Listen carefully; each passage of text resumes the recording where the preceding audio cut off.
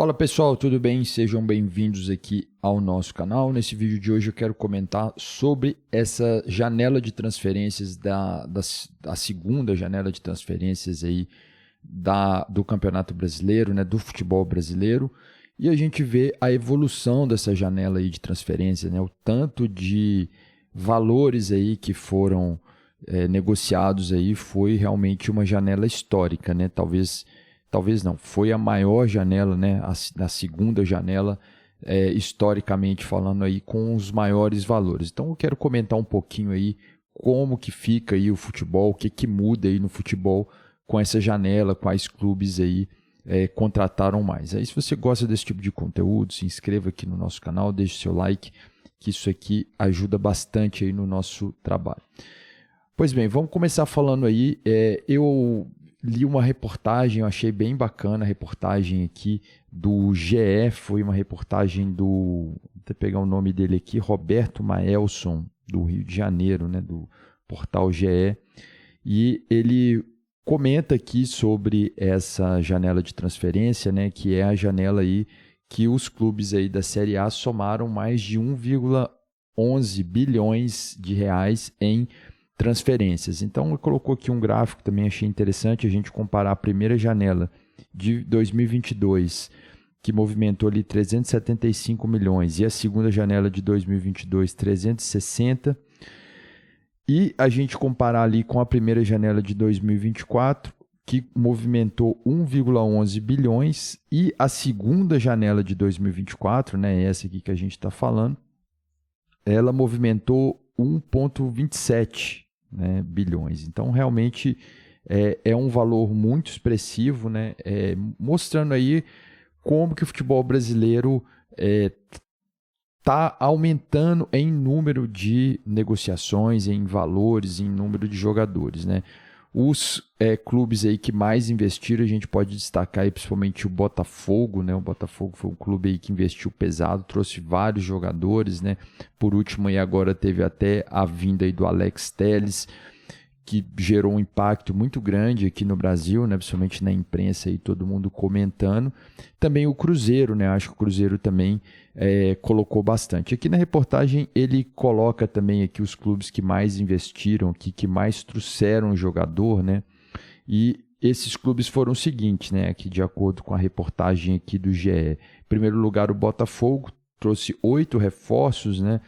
E gastou aí o equivalente aí a 233,78 milhões.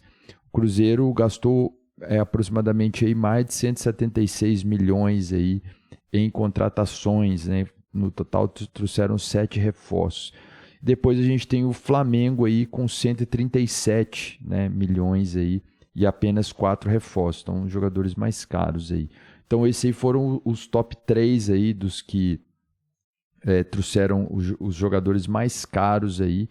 E se a gente for pensar também a questão de nacionalidade, né? Eu acho que no Brasil, durante todo o tempo que eu já acompanhei futebol brasileiro, né? Desde criança, a gente aqui no Brasil acompanha o futebol, a gente assiste, já é uma coisa que a gente às vezes até herda, né? Dos nossos avós, nossos pais, assim, todas as histórias, né? De futebol, então a gente tem uma relação muito forte com isso. Eu nunca tinha visto tanto estrangeiro aqui no futebol brasileiro. Eu acho que isso também é uma novidade, é algo que diferente dos outros anos e talvez mostre um pouco a característica de como está mudando o nosso futebol, né? Acho que de forma geral também, né? No mundo todo, isso na Europa já é mais comum, né? A gente pega aí equipes da Premier League, equipes da La Liga, a gente vê um grande número ali de jogadores estrangeiros, né?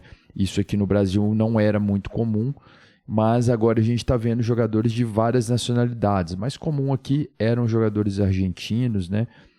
Uruguaios, né? Até paraguaios, mas agora a gente já tem uma grande quantidade de jogadores de outros continentes, né? Jogadores europeus, jogadores africanos, jogadores de várias nacionalidades. Aqui também na matéria aqui, ele coloca aqui algumas nacionalidades, né, desses jogadores aqui que foram contratados, né?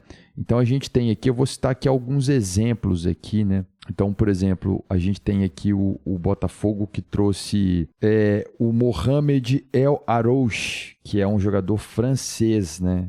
Chegando aí no Botafogo. Eu não conheço o jogador, mas é aquela relação lá que o Botafogo tem com o Lyon, né? Que é do mesmo dono do Botafogo, né? Do Textor, parece que era um jogador do Lyon e aí tem essa mudança aí para o Botafogo, como já foi alguns jogadores do Botafogo também para o Lyon. A gente pegar aqui outros clubes, né, que tem aqui, por exemplo, o Atlético Goianiense, né, tem vários estrangeiros, né, trouxe o Joel Campbell de Costa Rica, né, o Rafael Haller do Uruguai, o Matias Lacavado da Venezuela, o Ran Hurtado da Venezuela, né, então vários jogadores aí venezuelanos aí na equipe do Atlético Goianiense. A gente pegar também aqui o São Paulo, né, que tem aqui um jogador com uma nacionalidade que não é muito comum aqui no Brasil, é o Jamal Lewis, que é norte-irlandês. Eu não lembro de nenhum jogador norte-irlandês jogar aqui no Brasil, aqui, né? No Grêmio também a gente tem o Bright White, né, o Martin Bright White, que é dinamarquês. Então, assim, nacionalidades diferentes mostrando aí como que o futebol brasileiro está mudando, né? Como que tá ocorrendo essa mudança de vir jogadores diferentes e, de certa forma, a liga tendo mais volume de negócios, né? Se a gente for comparar o valor da liga brasileira, né, ela ainda está muito abaixo, né? Vou tentar colocar aqui um gráfico aqui que mostra que os valores de mercado das principais ligas aí mundiais. Então a gente vê que a liga brasileira ela ainda está abaixo da segunda divisão da Inglaterra, por exemplo, né? Mas é uma liga que se vê movimentando muito dinheiro, né? Comentando também aí sobre essas janelas de transferência, sobre essas negociações, o Cruzeiro parece que fez uma negociação, né, do Arthur Gomes com o Dinamo Moscou, né, e em torno de 6 milhões de euros, isso vendendo o jogador, né? E tem muitos rumores também que o Corinthians está negociando com o Memphis, né? O Memphis Depay, jogador da Holanda, jogador que é um grande artilheiro da seleção holandesa, estava no Atlético de Madrid, acho que não fez grandes temporadas no Atlético de Madrid, está livre no mercado. Então ele pode vir para o Brasil.